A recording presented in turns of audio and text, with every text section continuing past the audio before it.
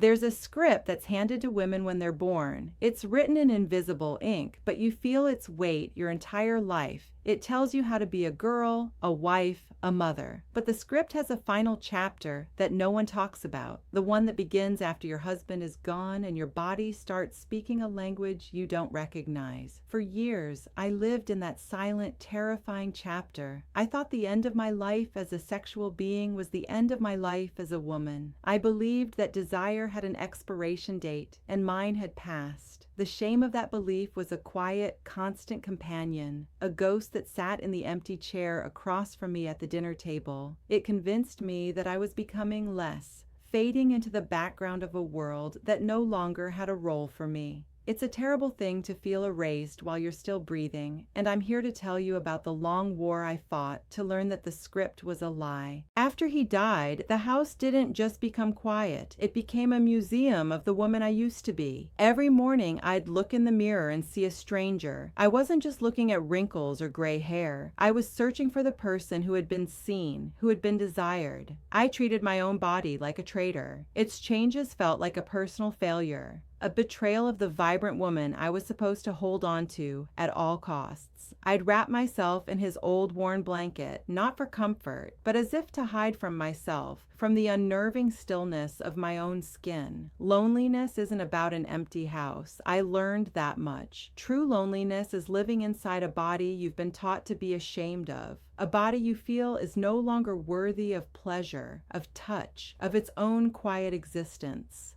I was grieving more than a husband. I was grieving the woman I thought I had lost forever, and I didn't know how to find my way back. My days took on a quiet, rigid shape, a fortress built to keep the world out, and my own feelings locked in. The sun would rise, and I'd begin the ritual. Tea, always in the same chipped mug he bought me, sipped in the worn armchair by the window. I'd watch the neighborhood wake up, a world moving on without me, and feel a profound disconnect, as if I were watching a film of a life I was no longer in. The house was my sanctuary and my prison. Every object held a ghost, his reading glasses on the nightstand, the indentation on his side of the sofa I refused to sit on. I'd tend to my small collection of indoor plants, their silent, steady growth a stark contrast to my own feeling of stagnation. The mirror was the hardest part of the routine. I'd avoid my own gaze, seeing only the lines of a story I thought was over, a face that no longer belonged to anyone. This wasn't grief anymore. It was something quieter, a slow, creeping erasure. I was living in the past because I was terrified I didn't have a future worth living. In the evenings, the silence grew louder. I tried to fill it with the soft melodies of an old record or the rustle of pages from a book, but the quiet always won. It was a heavy, suffocating blanket of loneliness. I kept an old photograph of us on the mantelpiece, taken when I was in my late 20s. I used to look at it and smile, but now it felt like a judgment. She was vibrant, seen, loved. I felt like a faded copy of that woman. Sometimes a memory of him would surface, not of our grand moments, but the small things, like the specific rumbling sound of his laugh when he was truly amused. The memory wouldn't bring comfort. It brought a sharp, painful ache for a completeness I believed was gone forever. I was existing, not living. My world had become a small, meticulously maintained museum of a life that was over, and I was its lonely, silent curator, dusting off memories of a woman I no longer recognized as myself, convinced that all the best chapters had already been written. The change didn't arrive with a thunderclap or a dramatic announcement. It came on a Tuesday evening, as ordinary as any other. I was sitting in my armchair, the one with the permanent indentation from years of his presence, listening to the rain tap against the window pane. A book lay open in my lap, unread. For hours, I had just been staring at the shifting shadows on the wall. But that night, the quiet wasn't peaceful.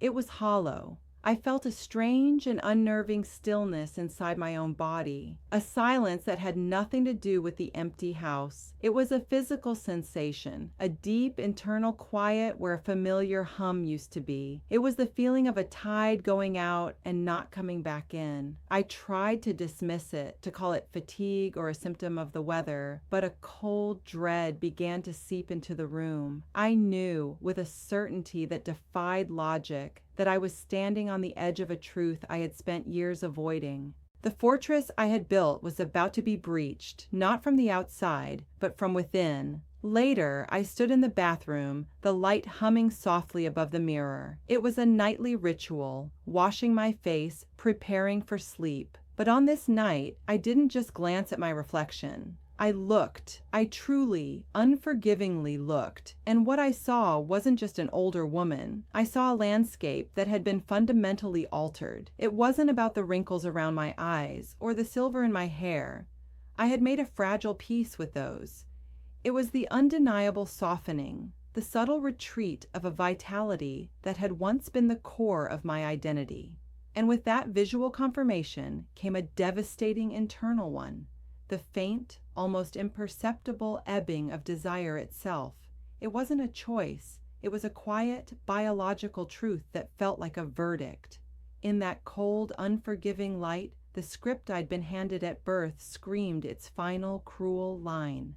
The shame was immediate and absolute. A hot flush that had nothing to do with hormones and everything to do with a sense of profound, irreversible failure. I was no longer a complete woman. I stumbled back from the sink, my hand pressed against my chest as if to hold something in. It wasn't grief I felt. Grief was an old, familiar ache, a wound I had learned to carry. This was something else entirely. It was a chilling sense of erasure. The reflection in the mirror wasn't just an older me. It was a ghost, a remnant of someone who used to be seen, who used to be relevant. The world, I thought, had a place for wives, for mothers, for vibrant women. It had no place for this. The silence of the house suddenly felt accusatory, mocking my new state of incompleteness. Every object he had touched, every memory embedded in the walls, now seemed to belong to a different woman, one who was whole.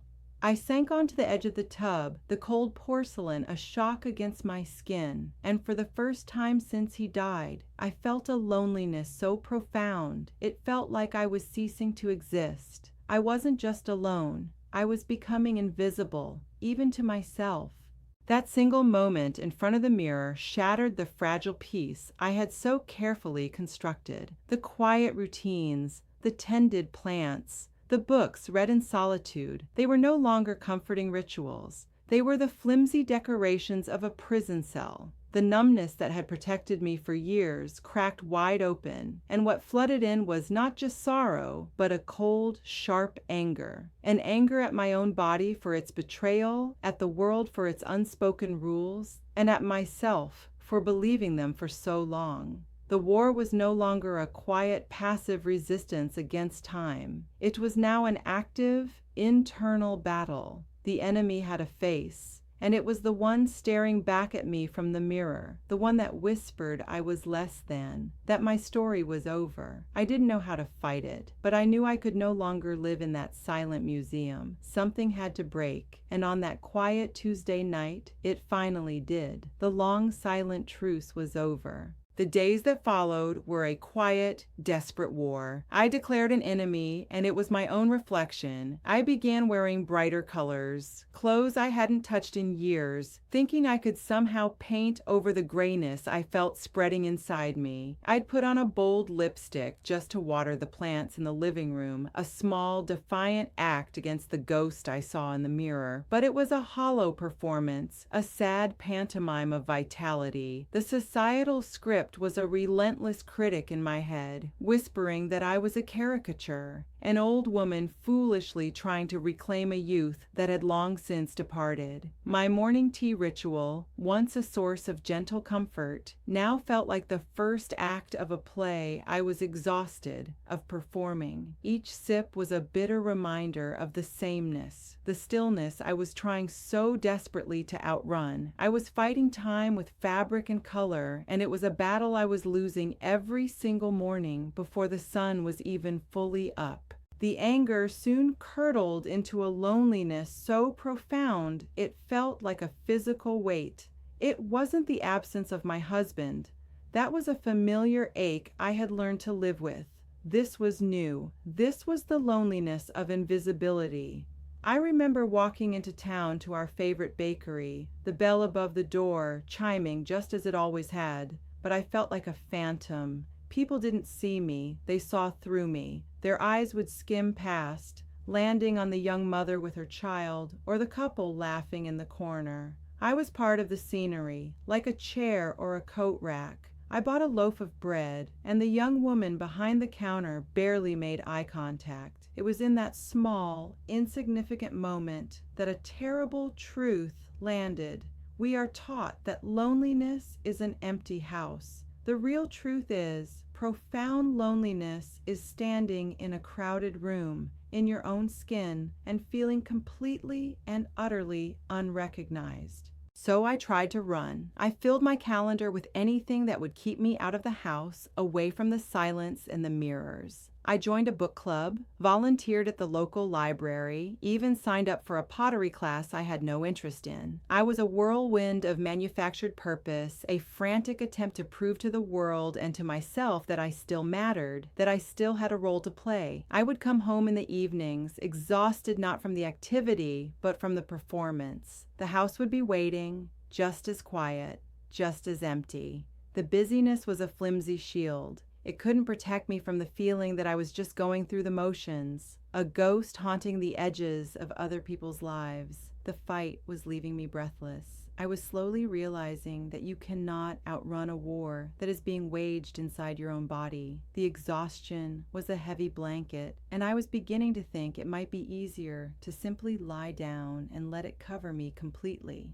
The breaking point came not with a crash, but with a quiet, final exhalation.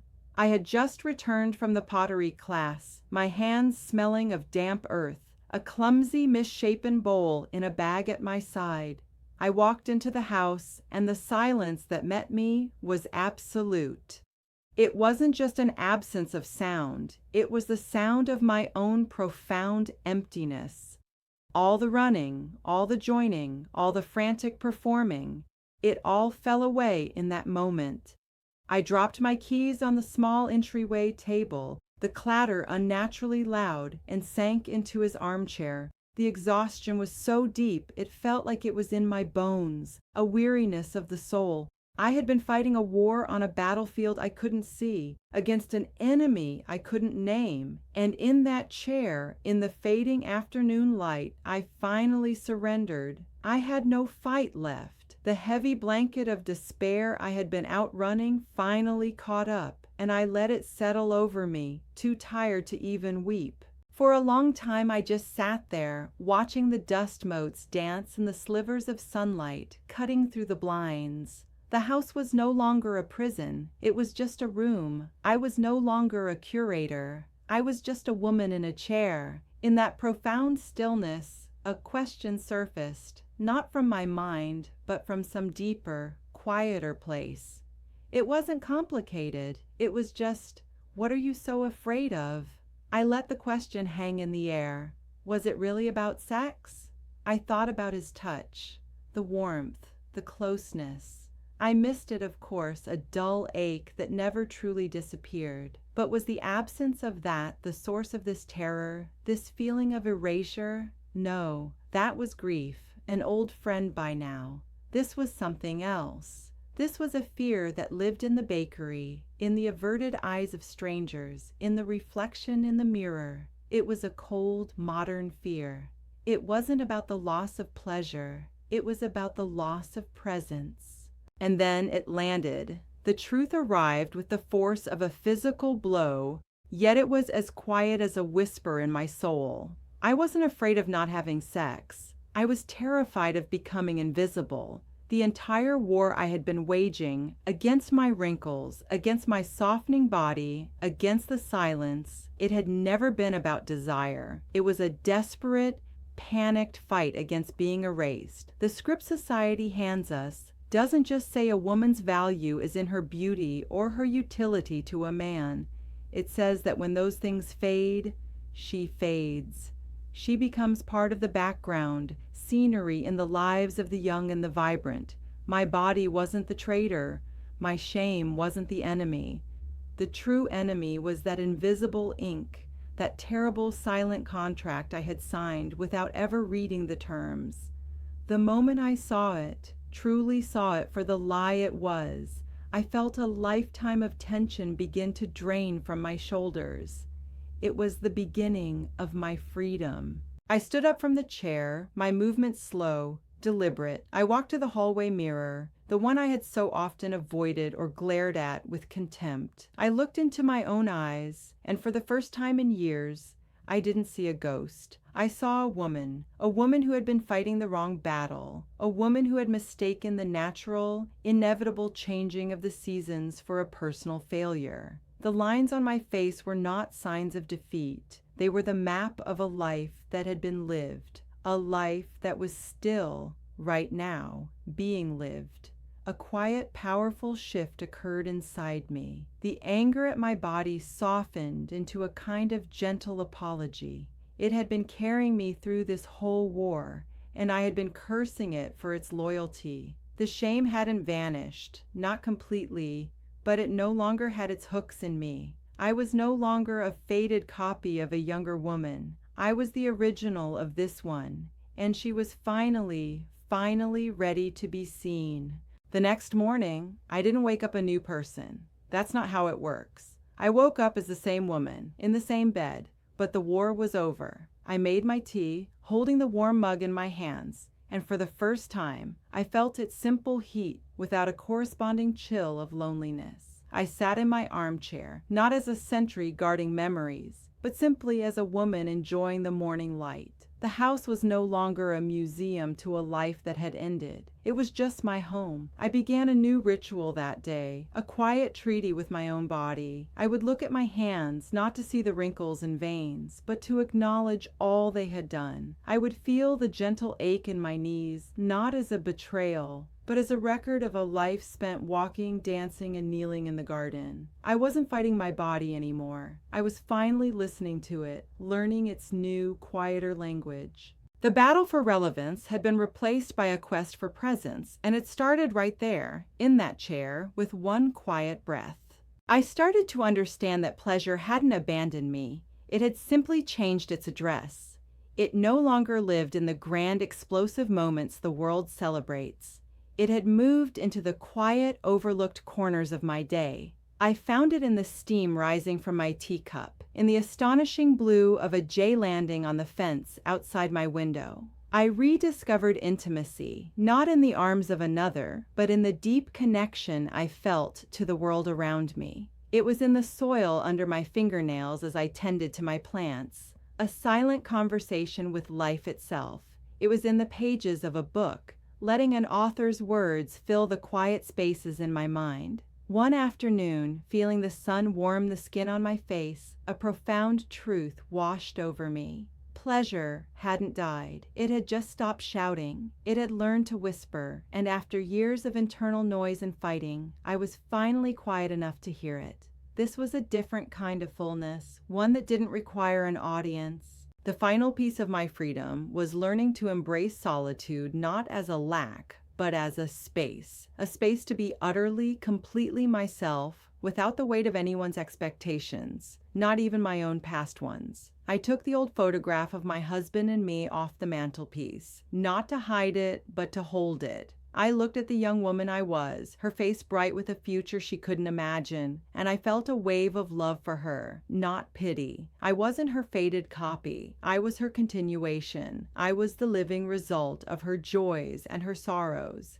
I placed the photo on my bedside table, a gentle reminder of a beautiful chapter, not the final one. I was no longer a widow first and a woman second. I was simply a woman, living in her own time, on her own terms. The societal script was still out there, of course, but it had lost its power. It was just a faint noise from a distant room, and I was finally the one writing the story in this one. If I could go back and speak to that woman in the mirror, the one who saw an enemy instead of a survivor, I would tell her this: the war you are fighting is against a ghost. You are not failing. You are changing. The world gave you a script with a terrible, silent ending, and you believed it was the only story you were allowed to live. You spent years mourning the woman you were, without ever getting to know the woman you were becoming. The greatest tragedy of my life wasn't losing my husband. It was the years I lost being a widow to myself, grieving a version of my identity that was never meant to be permanent. I learned so late in the game that my body was not a traitor. It was a faithful historian, and every line, every ache was a sentence in a story of a life that had been fully, truly lived. My freedom didn't come from finding a new desire, but from finally letting go of the shame of outliving an old one and realizing my own presence was more than enough. So I ask you to look at the script you've been handed, the one written in invisible ink that tells you who to be, how to love, and when to quietly fade away. We are all given one. It is the heaviest, most useless thing we will ever carry. The world will spend your entire life telling you that your value is a currency tied to your youth, your utility, your visibility to others. It is the most profound and beautiful lie. A full life is not measured by its noise, but by its depth. Pleasure does not die. It just learns to whisper, and your story does not end when one chapter closes. It begins again, in the quiet, in the solitude, in the powerful, sacred space where you finally give yourself permission to write the ending yourself. What would you write right now if you knew you were the only one who ever had to read it?